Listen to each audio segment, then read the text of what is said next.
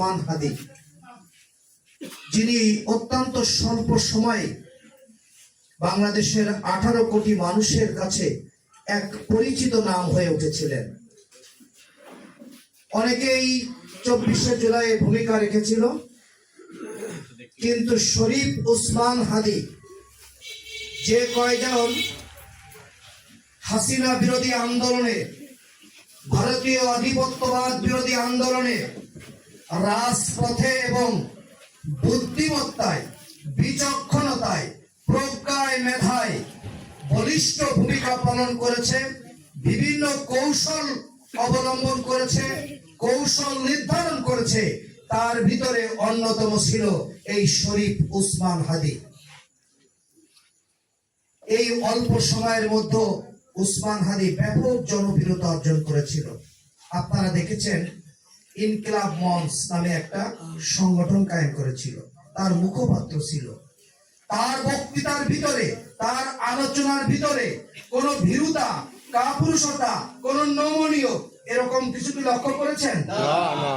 তার বক্তৃতার ভিতরে সবসময় স্পিরিট কাজ করত, চেতনা কাজ করত, আধিপত্যবাদ বিরোধী একটা বলিষ্ঠ ভূমিকা পালন করার মতো কথাবার্তা তার ভিতরে বের হতো।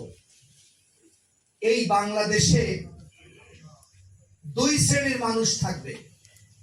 এক শ্রেণীর মানুষ থাকবে যারা শির উঁচু করে, মেরুদণ্ড খাড়া করে ভারতীয় আধিপত্যবাদের বিরুদ্ধে বলিষ্ঠ ভূমিকা পালনকারী হিসেবে ভারতীয় রয়ের চিহ্নিত এবং ভারতীয় আধিপত্যবাদের বলিষ্ঠ কণ্ঠস্বর হিসেবে পরিচিতি লাভ করবে। এরকম হচ্ছে, আপনারা জানেন আমাদের জাতীয় নেতৃবৃন্দ সহ যারা শাহাদাত বরণ করেছে, ধারাবাহিকভাবে হত্যা করা হয়েছে, এই শরীফ উসমান হাদি সেই ধারাবাহিক হত্যাকাণ্ডের শেষ পেরেক খসে উসমান হাদির গায়ে লেগেছে। আর এক শ্রেণীর মানুষ হবে যারা দিল্লির সেবাদাস, দিল্লির গোলাম হিসেবে ভারতীয় মনে হবে বাস করবে বাংলাদেশে। এই শ্রেণীর মানুষ বাংলাদেশে বাস করে। আজকে আমাদের বাছাই করার সময় এসেছে, কারা ভারতীয় আধিপত্যবাদের বিরুদ্ধে আমাদের স্বাধীনতা, সার্বভৌমত্ব, আমাদের অখণ্ডতা, আমাদের দেশকে সুরক্ষা দেওয়ার জন্য ভারতের বিরুদ্ধে মাথা উঁচু করে, শির উঁচু করে বলিষ্ঠ কণ্ঠস্বর নিয়ে বেঁচে আছে, তাদেরকে কিন্তু আমরা জানি। যাদের কথা বলবো সেই রকম সংগঠনের নাম হচ্ছে বাংলাদেশ জামাত ইসলামী। আমি কেবল একটা স্ট্যাটাস করতেছিলাম, আজকে দোয়ার অনুষ্ঠানেও একটু রাজনৈতিক কথা চলে আসবে। আপনারা জানেন 25 তারিখে তারেক জিয়া আসবে, ঠিক কিনা? কেবল পড়তেছিলাম একটা স্ট্যাটাস ইতিমধ্যে ফেসবুকে ভাইরাল হয়েছে। ভারতের সাথে চুক্তি হয়েছে 3 শর্ত। 3 শর্ত কি? 3টে শর্ত। 1 নম্বর হচ্ছে আসবে, তাকে ক্ষমতায় আনা হবে, চেষ্টা করা হবে, আওয়ামী লীগকে ফেরাতে হবে, সমস্ত নিষেধাজ্ঞা উদ্র করতে হবে। 2 নম্বর হচ্ছে কোন আগ্নেয় অস্ত্র স্বাধীনতা সার্বভৌমত্বের জন্য বাংলাদেশ সেনাবাহিনী ক্রয় করতে পারবে না। 3 নম্বর হচ্ছে 1 নম্বরে বলছে জামাত ইসলামী সহ এই দেশের মৌলবাদী, এই দেশের আলেম উলামা, এই দেশের মুসলিম শক্তির উত্থান ঠেকানোর জন্য যা যা করা দরকার তাই করবে। এই মিশন নিয়ে তিনি বাংলাদেশে পা রাখতেছে। তাহলে আপনারা বুঝতে পেরেছেন ভারত কি জামাতকে ভারতের সেবাদাস সংগঠন মনে করে না।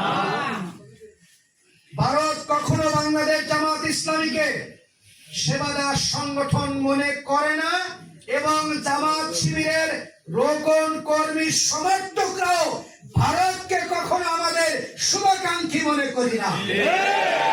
কারণ ভারত এই দেশে সেই মুসলমান চায় যারা নামাজও পড়বে, রোজাও রাখবে, সকালে বিকালে ভারত ভারত ভারত ভারত ভারত ভারত ভারত সুবহানাল্লাহ সুবহানাল্লাহ বলে এই দেশে বাস করবে। তারা টুপি পরবে, লুঙ্গি পরবে, ভারতের বিরুদ্ধে কোনো কথা বলবে না, প্রতিবাদ করবে না। শির উঁচু করে দাঁড়াবে না, ঘাড় ফিরে রক খাড়া করে দাঁড়াবে না। এইরকম দাদা মার্কা মুসলমান তারাই দেশে চায়। আগামী জাতীয় সংসদ নির্বাচন হবে। এই নির্বাচন এই দুই ভাগে বিভক্ত। কারা ভারতীয় আধিপত্যবাদের এজেন্ডা বাস্তবায়ন করতে চায় বাংলাদেশে, সেই এজেন্ডা নিয়ে কাজ করতেছে। আমরা সবাই দেখছি, আওয়ামী লীগ চলে গেছে না? আওয়ামী লীগ কি কি করছে আপনাদের মনে আছে? 1.5 বছরে ভুলে গেছেন। সেই কাজের ফটোকপি এক দলের ঘাড়ে দিয়ে গেছে যে আমরা চলে গেছি, মসজিদে প্রোগ্রাম করা যাবে না, কোরআনের কথা বলা যাবে না, মাহফিলে বাধা দিতে হবে, পাড়ায় মহল্লায় অমুক জায়গায় চা কাছে জামাতের লোক, অমুক ঠ্যাং ভেঙে দিতে হবে, হাত ভেঙে দিতে হবে, পা ভেঙে দিতে হবে, হুমকি দিতে হবে। এগুলো করার দায়িত্ব দিছে না? না মনে করছে আমার বাড়িতে কথা, আমাদের ওইদিকে দিছে, আপনাদের ওইদিকে দিছে। জামাত ইসলামী এইরকম হুমকি মোকাবেলা করে এখানে আসছে নাকি সব তেল তিলে পথ দিয়ে বাইরে বাইরে জায়গায় আইছে বলেন? জামাত ইসলামী তার জন্মলগ্ন থেকে এইরকম প্রতিকূল পরিবেশের পথ মারিয়ে, বন্ধুর পথ মারিয়ে, আঁকা বাঁকা পথ মারিয়ে, চড়াই উতরাই পেরিয়ে আজকে জামাত ইসলামী বাংলাদেশে 1 নম্বর রাজনৈতিক সংগঠনে পরিণত হয়েছে। 5 তারিখের পরেও আমরা জানতাম না জামাতের প্রতি মানুষের এরকম অকুণ্ঠ সমর্থন আছে। জামাত ইসলামী কত আসন পাবে আমার বিশ্বাস ডাক্তার শফিকুর রহমানও জানে না। জামাত ইসলামী কত আসন পাবে এই দেশের মানুষ শুধু সময়ের অপেক্ষা করছে।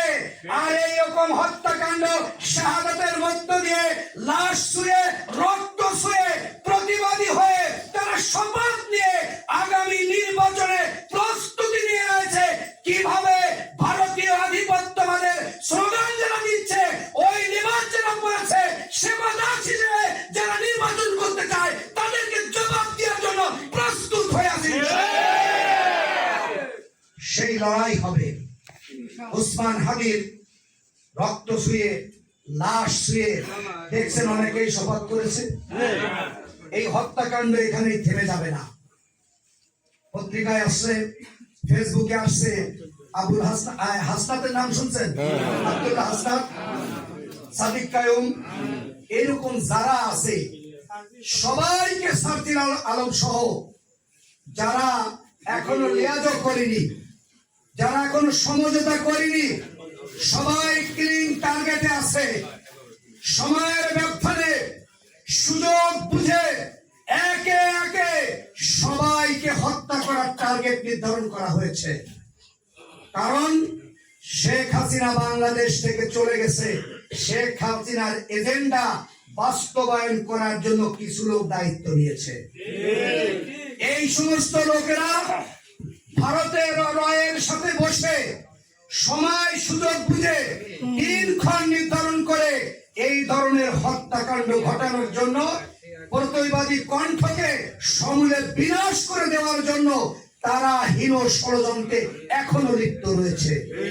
কারণ তারা মনে করছে এরাই আগামী দিনে আমাদের ক্ষমতায় যাওয়ার বাধা। এই গাছ ছায়া দিচ্ছে যেটুকু, এটুকু কি করতে হবে? সাইটে দিতে হবে, কাইটে দিতে হবে। এইরকম মিশন নিয়ে তারা এখনো শখ করতেছে, যার কারণে আপনাকে হুমকি দেওয়া হয়, আমাকে হুমকি দেওয়া হয়। আমাদেরও 2-1 বলে, ভাই যেসব বক্তৃতা দিচ্ছেন গরম গরম এইসব দিয়ে যাই বলে, তাই এইসব গরম বক্তৃতা কিন্তু ইলেকশন পর্যন্ত থাকবে, ইলেকশনের পরে কিন্তু আর থাকবে না ভাই। তা আমি বলি কি, যে কুকুর কামড়ায় ওই কুকুর ঘেউ ঘেউ করে না। তোমরা যদি পারো ইলেকশনের আগে করো, রাজপথে তোমাদের সাথে আমাদের দেখা হবে। কারণ শেখ হাসিনার বিরুদ্ধে 17 বছর আন্দোলন সংগ্রাম করা হয়েছে। আমাদের নেতৃবৃন্দকে হত্যাকাণ্ড থেকে শুরু করে এমন কোন কাজ নাই। কেউ কি বলতে পারবেন 17 বছর নিশ্চিন্তে বাড়ি ঘুমাইছি? কোন বাজার ঘাটে, মসজিদ, মাদ্রাসা, এলাকায় কোন জায়গাতে 1 মিনিট নিশ্চিন্তে নির্দ্বিধায় দাঁড়াতে পারিনি। দাঁড়াইলে চোখ কান খোলা রাখতে হতো। এটা ফোন দেয়, ফোন দাতে পুলিশ আসে, তাই না? পুলিশ যেহেতু পালাইছেন, পুলিশের মতো পোশাক চৌকিদার দেখে পালাইছেন। এরকম একটা অবস্থা, শ্বাসরুদ্ধকর পরিস্থিতি। আলেম ওলামা, দিনদার, ইমানদার, মসজিদের ইমাম, খতিব থেকে শুরু করে কারোর জীবনের কোনো নিরাপত্তা ছিল না। এইরকম একটা পরিস্থিতি তৈরি করে রাখা হয়েছিল। শেখ হাসিনার সেনাবাহিনী ছিল, পুলিশ ছিল, বিডিআর ছিল, ডিসিএসপি, সচিব, প্রশাসন সুন্দর করে সাজানো ছিল না? সেই হাসিনা কি থাকতে পারছে? টিকতে পারছে? যারা আমাদেরকে ভয় দেখায়, ওদের কি সেনাবাহিনী আছে এখন? বিডিআর আছে? পুলিশ আছে? আমি আপনাদেরকে অভয় দিয়ে বলে যেতে চাই, 1 মিনিট সেকেন্ডও রাজপথে মোকাবেলা করার ক্ষমতা ওদের নেই। কারণ ওরা হচ্ছে সময়ের সাহসী সন্তান, অসময়ের বিড়াল। কারণ আমি মাস্টার মানুষ, এই জন্য মাঝে মাঝে বলি যে যদি বাংলাদেশে ওই যে নৈমিত্তিক প্রশ্ন আছে না, টিক চিহ্ন দিতে হবে। দেওয়া হলো, লিখে দেওয়া হলো যে ইঁদুরের গর্তে লুকিয়ে থাকা দলের নাম বলুন। 1 নম্বরে বাংলাদেশ জামাত ইসলামী, 2 নম্বরে বাংলাদেশ আওয়ামী লীগ, 3 নম্বরে বাংলাদেশ জাতীয়তাবাদী দল বিএনপি। টিক চিহ্ন কেউ দিয়েন না। কোন জায়গা দেবে এটা কি বোঝেন? বোঝেন? হ্যাঁ, টিক চিহ্ন কোথায় দেবে? শেখ হাসিনার রসগোল্লা পড়ে কেশর মতো হয়ে গেছিল, জোকের মতো ছিল, ইঁদুরের গর্তে লুকিয়েছিল। ওখানে থেকে থেকে বলতো ঈদের পরে কিন্তু কি আন্দোলন। দেখবেন লেরি কুত্তা, জানেন জানেন নাকি? বক্তৃতা একটু করা যাচ্ছে, তাই না? হ্যাঁ, হাদির চেয়ে করা আসছে না। এই যে এই অবস্থায় এক কামড় দিলি খালি ঘেউ ঘেউ করে, করে না? কিছু লোক আছে এক ঘুষি দিলি করে এরপর দিয়ে দেশ ছেড়ে দিবানি একেবারে, বলে কিনা? এই যে ঈদের পরে পরে পরে করে খাঁচায় বন্দী হয়েছিল, সেই পাতিশিয়াল এখন সিংহের ভূমিকা, ব্যাঘ্রের ভূমিকা নিয়ে আমাদেরকে যখন ভয় দেখায়, আমাদের তখন হাসি লাগা ছাড়া আর কিছুই মনে হয় না। কারণ আমি আপনাদেরকে বলি, এই রসুল ভাই জানে 2-1বারে আমরা বিভিন্ন জায়গায় মারামারি করছি। ভাইদের জন্য বলছি, মারামারি বিএল কলেজে শুরু হয়েছে, আমরা 40-50 জন লোক হব। দুটো ঘটনা বলি। এখন মারামারি শুরু হলে 40-50 জনের 1,500। এখন মারামারি শুরু হয়ে গেছে, তারা একেবারে বেবি স্ট্যান্ড পর্যন্ত নিয়ে যাওয়া হয়েছে। নিয়ে যাওয়ার পরে ওরা ওই দিকে যায় ডেনাইট কলেজের মিটিং এ বসে আলোচনা করতেছে, তোমরা ওরা 40-50 জন তাড়া দিল আর তোমরা দৌড়াইলে এইভাবে। একজনকে বলছে যে ওকে নেতারা সামনে আর আমাকে নেতারা হলো পিছনে। আর একজন বলছে দৌড়বানো তো কি করব, ওরা মরলে শহীদ, বাঁচলে গাজী, আমরা কি? কি বলছে? আপনারা বলেন না, যারা বাঁচার জন্য দৌড়ায়, বাঁচার জন্য লড়াই করে, তারা যুগে যুগে পরাজিত হয়। আর যারা বিজয়ের জন্য সামনে যায়, তারা শাহাদাত বরণ করে, নইলে হাদির মতো মানুষের হৃদয়ে বেঁচে থাকে আজীবন। হাদি কি মরে গেছে? একজন হাদি ছিল। আমি বিশ্বাস করি হাদি বেঁচে থাকলে এমপি হইতো ঢাকা 8 আসনে। এমপি হলে ওই 8 আসনের নেতা হইতো। এখন হাদি বাংলাদেশের জাতীয় নেতা। এখন হাদি বাংলাদেশের 18 কোটি মানুষের হৃদয়ে একটা শহীদ মিনার হয়ে দাঁড়িয়ে আছে। আমরা সাইদের কথা শুনছি না? আবু সাইদ কেবল বললো আবু সাইদ মুগ্ধ, শেষ হয়নি যুদ্ধ। আবু সাইদ যেমন এদেশের 18 কোটি মানুষের হৃদয়ে বেঁচে আছে। তার রক্ত থেকে এমন স্ফুলিঙ্গ বের হয়েছিল, শেখ হাসিনার মসনদ জ্বালিয়ে পুড়িয়ে ছারখার করে দিয়েছিল। শহীদ উসমান হাদির প্রতি ফোঁটা রক্ত আগামী নির্বাচনে, আগামী দিনে ভারতীয় আধিপত্যবাদের বিরুদ্ধে ভারতে বাংলাদেশের পতাকা আড়ালে যারা ভারতীয় পতাকা ধারণ করে তাদের বিরুদ্ধে অগ্নিস্ফুলিঙ্গের মতো জ্বলে উঠবে ইনশাআল্লাহ। সেরকম পরিস্থিতি বাংলাদেশের গ্রামে গঞ্জে, শহরে, নগরে, বন্দরে, পাড়ায়, মহল্লায়, এলাকায় সৃষ্টি হয়েছে কিনা বলেন? আপনাদের দেখি কি চায়ের স্টলে হয় কথা? যদি সাক্ষাৎকার নিয়ে আয় ভাই, চা বিক্রেতা বলেন তো এবার অবস্থা কি? কি বলে? পিঠা বিক্রেতা বলেন, শাক বিক্রেতা বলেন, রিকশাওয়ালা বলেন, এই অবস্থা আজকে বাংলাদেশে তৈরি হয়েছে। কেন তৈরি হয়েছে? আবু সাইদ মুক্ত, ওয়াসিম শান্ত সহ আজকের এই হাদি পর্যন্ত এদের রক্তের বদৌলতে প্রতিটা মানুষের ভিতরে একটা বিপ্লবী চেতনার সৃষ্টি হয়েছে। ওই যে ভারতের বিরুদ্ধে মানুষ এই বিপ্লবী চেতনা ফিরিয়ে বেঁচে থাকতে চায়, এই কারণে আজকে বাংলাদেশে এই অবস্থা তৈরি হয়েছে।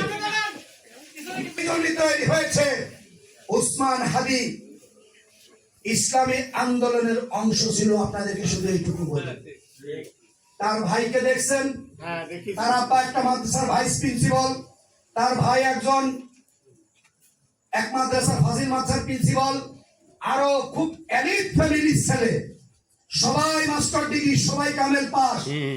বোনেরাও সেরকম ইসলামী আন্দোলনের সাথে তাদের সম্পৃক্ততা ছিল।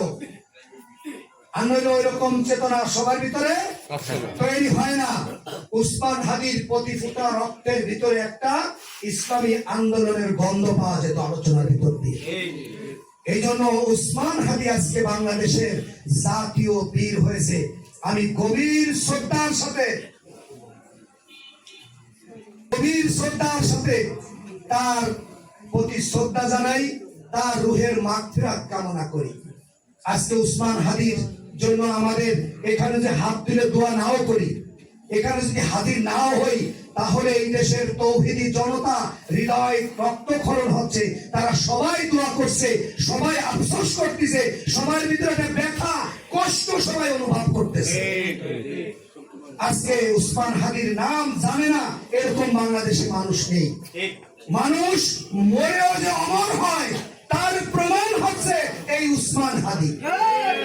এই জন্য আমরা উসমান হাদি যে স্বপ্ন দেখত, 1 নম্বর স্বপ্ন ছিল ভারতীয় আধিপত্যবাদ মুক্ত বাংলাদেশ, চাঁদাবাজ মুক্ত বাংলাদেশ, সন্ত্রাস মুক্ত বাংলাদেশ, দখল মুক্ত বাংলাদেশ, অগ্নি সংযোগকারী মুক্ত বাংলাদেশ। এই ধরনের একটি বাংলাদেশের স্বপ্ন হাদি কিন্তু তার হৃদয়ের অরণ্য গহীনে লালন করত। আমরাও সেই স্বপ্ন লালন করি, ঠিক কিনা বলেন? এই যুদ্ধের চূড়ান্ত পর্যায়ে আমরা অবতীর্ণ। আর মাত্র কয়েকদিন পরে রাজপথে অস্ত্রে সমর সজ্জিত হয়ে লড়াই হবে না, ভোটের যুদ্ধ হবে, ঠিক কিনা বলেন? এই যে সুযোগ সম্ভাবনা এদেশে তৈরি হয়েছে, এই সম্ভাবনাকে কাজে লাগাতে হবে, মানুষের কাছে বলতে হবে।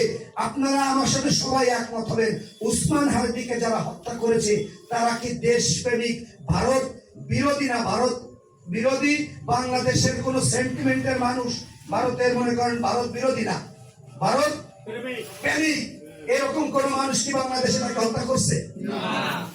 আমরা কি বলতে পারবো যে আমরা যে মানসিকতা লালন করি এইরকম মানসিকতার মানুষ হত্যা করেছে? এই জিনিসটা সমাজে বোঝাতে হবে সবাইকে যে উসমান হাদি ভারতের বিরুদ্ধে এক বলিষ্ঠ কণ্ঠস্বর, বৃদ্ধাঙ্গুলি প্রদর্শনকারী, তাদের চিন্তা চেতনা আগ্রাসী মনোভাব বিরোধী একজন বীর সেনানী ছিল শহীদ উসমান হাদি। তার লালিত স্বপ্ন লালন করার জন্য আজকে আমরা আগামী নির্বাচনে ভোট যুদ্ধে যেন কোনো আধিপত্যবাদ, আধিপত্য অনুসরণকারী, ভারতের চিন্তা চেতনা লালনকারী কোন শক্তি যেন রাষ্ট্রীয় ক্ষমতায় আসতে না পারে, এই দাওয়াত আপনাদেরকে পৌঁছে দিতে হবে। হবে, তাহলেই শহীদ উসমান হাদির প্রতি ফোঁটা রক্তের বদলার প্রতিশোধ আমরা নিতে পারবো। ঠিক। এই জন্য আগামী নির্বাচনে দিন প্রতিষ্ঠার মাধ্যমে, কোরআনের সমাজ প্রতিষ্ঠার মাধ্যমে আমরা সেই প্রতিশোধ দিতে চাই। সবাইকে সেই আহ্বান জানিয়ে উসমান হাদির বিদেহী আত্মার মাগফিরাত কামনা করে আমার বক্তব্য এখানেই শেষ করছি। আসসালামু আলাইকুম ওয়া রাহমাতুল্লাহি ওয়া বারাকাতুহু।